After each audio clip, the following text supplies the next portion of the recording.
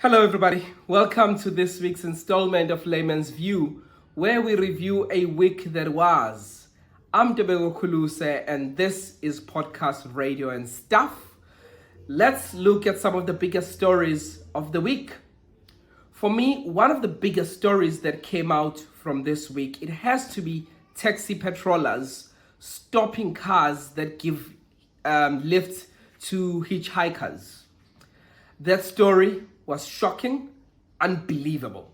I saw a lot of videos on social media where taxi patrollers abantu abagade imizila yamatekisi lapho khona bebevimba imoto ezinikeze ulift kwabanye abantu. So basically, apparently what is happening is if you are seen to be giving a lift, you stop somewhere on the road, you give a lift to someone or you pick someone up, taxi patrollers will try and stop you. They'll drive in front of you. If you try to go to another lane to try to get away from them, they will drive in front of you and stop you. Try to stop you, block your way until you have to pay some money to them. Apparently, they were forcing people to pay money because they gave lifts to some people. And let's just remember, if you give someone a lift, it does not necessarily mean it's a stranger. You might have asked your family member, please wait for me somewhere there, stopping. Linda, ngizodlula ngikuthathe khona.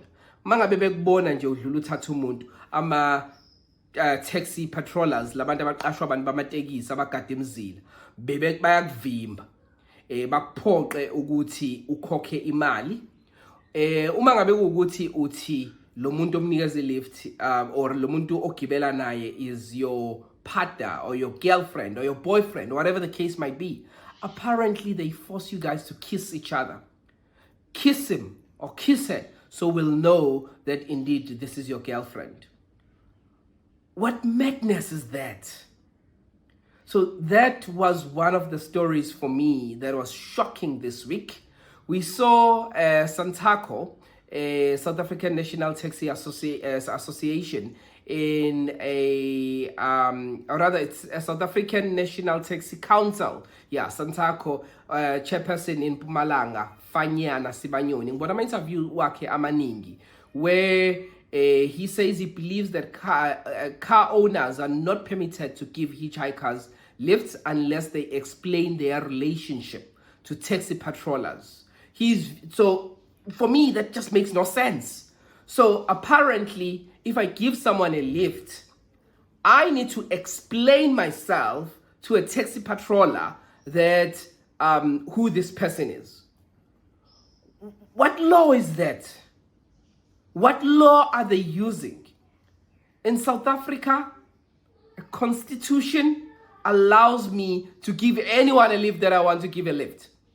But the argument from Santaco is that sometimes when we as private car owners give people lift, siyabakhokhisa. They say kukhona indawo ezaziwayo nje ukuthi mangabe ukuthi uyahamba mhlawumbe usuke eThekwini uye eGoli uzohamba umekuleya ndawo bese uya hitchhike unikezwe lift bese ukhokha imali encane kunemali obuzoyikhokha emataxini. That is happening. I've seen it myself. I mean, I've driven to Joburg a number of times, even if you drive to the north of KZN, and I'm sure it's happening all over the country. And that, I agree, it needs to be controlled. But it doesn't have to be controlled by these taxi patrollers. What authority do they have to ask me who is in my car? Who gives them the right to ask me such questions? Why do I have to explain myself to them? Honestly, think about it. Why? I don't see it somewhere in the Constitution that gives taxi patrollers the powers of stopping me. And some of them, how do I even know that these people are real taxi patrollers? What if ukuthi ngimele igebengu mabe ngimisa? To me, this makes no sense. And government has to put a stop to it. I like what General Fani Masemola said, who is the National Police Commissioner, where he said this behavior is unacceptable, and saying taxi patrollers have no right to stop motorists from giving people lifts. I agree with the National Commissioner, but National Commissioner has the powers to stop this from happening. Police needs to stop taxi patrollers from stopping people who are, asking for lifts. People have a right to ask for lifts. If ukuthi anginayo imali yokuhamba ngedrobheni, ngingahamba ngiyocela ulift kumakhelwane. Ngahamba ngiyocela ulift kwi-stranger ukuthi ngicela sengibeke edrobheni ngoba anginayo imali yokuya edrobheni. I do understand where taxi operators are coming from to say akumele nathi as a private car owners sigibelisa abantu ukuze sibakhokhise ngoba akuwona umsebenzi wethu loyo. And uma besesenza lokho, yes siphula umthetho ngoba kudinga ukuthi ube ne permit uma ngabe ukuthi you are operating in that space. I agree with that. But what I'm saying, it is not taxi operators' responsibility, or they have no authority to stop me as a South African from giving anyone a lift. No, they don't. They don't have that authority. And I think we as South Africans need to put a stop to it. South African police needs to put a stop to it.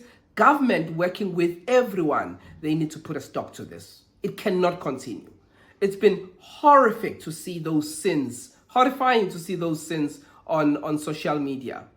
Ngoba awazi ukuthi bazokwenzani uma besebekumisile. What if you will be assaulted? What if igebengu lezi ezikumisayo? Honestly, I think Santaco and taxi associations, everyone who's involved in the industry, they need to rethink what they are doing and just put a stop to it. It is not acceptable. Surely there's a better way of doing it. This is not it. It is not it. I don't know what your thoughts are on that story, but please do feel free to go into the comment section and share your views and thoughts. Maybe you've experienced this. Please tell us how that experience was for you. Be it maybe you were a hitchhiker and the car was stopped, or maybe you were the driver. You stopped for someone and then you found yourself being stopped by taxi patrollers saying you are not allowed to give a lift to somebody else. Maybe you were even asked to kiss the person because you said, "This is my girlfriend." I'd love to know your thoughts and views on this one. Please go on the comment section and share your thoughts and views. Moving on to the last story, the last story that is not political related. After that, we'll talk politics. I saw rumors on social media that there was an issue between Felix Hlophe, who is a breakfast show presenter on Gagasi FM with Mini Ntuli. So Felix and Mini Ntuli are hosting a hot show on Gagasi FM. And last week, Friday, on social media, people started saying there is an issue between Felix and Mini and Ntuli. I was not listening at the time, so I am bengazi kwenzakaleni. But I saw that story trending on social media. And then on Thursday, this week Thursday, this week Thursday, there was an article that came out of Ilanga newspaper that says a Felix Hlophe has tendered his resignation from Gagasi FM. This comes as there are issues between him and Mini Ntuli. That's what Ilanga newspapers is reporting. So also Felix went on social media. He posted that there comes a time in a man's life where he has to take a decision, something along those lines, like he has made a decision, which fueled the suspicion that he is leaving Gagasi FM. Like I said, the uprising breakfast show on Gagasi FM is one of the hottest show. If indeed Felix is leaving Gagasi FM and that show is coming to an end, that would be sad. But that's just one rumor that is making rounds. Everyone is talking about it. Everyone that loves radio. Since we are podcast radio and stuff, I thought it should be fair that, I mentioned this story as one of the stories that caught my attention. I don't know what your thoughts are on this story. I don't know if it's true or not. In all honesty, I have no idea if these rumors are true or not. But I'm going by what I'm reading on social media and what I read on Ilanga newspaper, that Felix Hlophe might have tendered his resignation. But apparently abaphathi beGagasi basaxoxisana naye, bazama ukumncenga ukuthi aqhubeke ahlale kwiGagasi, aqhubeke the breakfast show. So I don't know. Maybe you were listening on that Friday, last week Friday, not this past Friday, but last week Friday. Maybe you were listening and you had the issue between Umini no Felix. Gutu Felix azanga iqede even a show on that Friday. If you are listening and you know what's happening, or maybe you have suspicions on what's happening, please go into the comment section and share your thoughts and views on this story. What I can tell you on my side, I would be sad if Felix Hlophe is leaving that breakfast show, because it's a hot breakfast show. It is a beautiful breakfast show. As a radio lover, I would really, really be disappointed if he leaves that breakfast show. What are your thoughts? Will you be as disappointed as I am? Or maybe, you don't like that show. Yeah. So please feel free to go ahead and share your thoughts and views on that story. Now, let's look at some politics stories. Starting with the expulsion of Kganki Mphahlele, who is an EFF student command member. So Kganki Mphahlele has been expelled from the EFF. Siyibonile incwadi ephuma kwi-EFF talking about his expulsion. This comes after Kganki accused the leader or commander-in-chief of the EFF, Julius Malema, of trying to impose Godresh Gadi as the party's deputy president. Kganki said, they want Mbuyiseni Ndlozi to be the next deputy president. This follows, of course, Floyd Shibambo's departure from the EFF. So there was a back and forth between CIC, Malema, as well as Mphahlele on social media, where they were arguing about this. And then a couple of hours later, EFF expelled Mphahlele, this EFF student command member. For me, that was shocking, I must say. What was shocking is the speed of expelling Mphahlele. Even Mphahlele said, he cannot be expelled without a disciplinary hearing. He said that's how things are done. He expected if he has misbehaved, there should be a disciplinary hearing.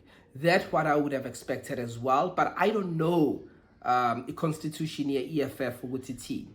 Mhlambe i-constitution EFF iyayenza provision yokuthi ukwazi ukususpendwa nje immediately ma ukuthi khona into yenzile, that is to bring a party into disrepute, because that's what Mphahlele is being accused of doing. He's being accused of bringing the party in disrepute by ukhuluma kabi ngama leaders EFF kanye ne party itself. I don't know what your thoughts are, but like I said, for me it was shocking to see the speed of expelling Mphahlele. I thought it was very fast. I don't know, maybe it's because he spoke ill of the commander-in-chief of the EFF, and if that's the case, it will fuel the speculations or the accusations that Commander-in-Chief, Julius Malema, uyiphethe EFF njengondlovu kayiphikiswa noma dictator. Kodwa ke uma ngabe ukuthi i-constitution ye-EFF iyakuvumela lokho, babanye bazothi kulandela i-constitution ye-EFF ekuvumelayo ukuthi uma ngabe uyi-member ye-EFF behavior ngalendlela unga-expellwa nje right then on the spot without any formal processes, ukuthi udinga ukuhlala ku-disciplinary hearing kuqulwe icala lakho kuziwe ne-site lakho le-story. For me, that was very interesting. I don't know what you thought of that, but please feel free to go ahead and share your thoughts. If you look at that against what is happening next door, former President Jacob Zuma is appealing his expulsion from the ANC. I mean, I'm talking about former president that has started his own party. That is the third largest party in South Africa.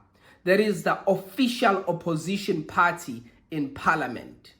He is fighting his expulsion from the ANC. Yesterday, on Friday, his matter was supposed to be heard and bezobe representwa uTony Yengeni with disciplinary committee uyena bezobe emele former president Jacob Zuma. Sisalindile ukuzwa njengoba ngirecorda nje manje, kusalindile ukuzwa ukuthi ngabe kwenzakaleni, mhlambe khona statement esizophuma noma sesiphumile by the time you watch this. But I'm finding this very interesting ukuthi former president one party yakhe ufuna ukuqhubeka hlale kwi-ANC, uthi akayindawo, uthi yena uyi-member ye-ANC and he's gonna fight this.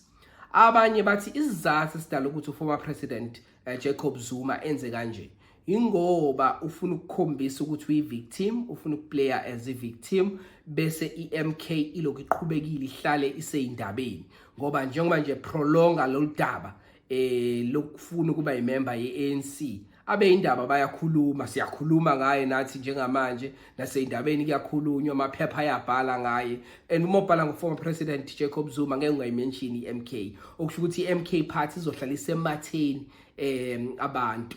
Ngabe wena ukubona kanjani udaba luka former president Jacob Zuma lokuthi usafuna ukuqhubeka abe member ye-ANC? I'm finding it very interesting. Kodwa ke secretary we-ANC ufikile Mbalula uthe former president Jacob Zuma is an expelled member of the ANC. He remains expelled.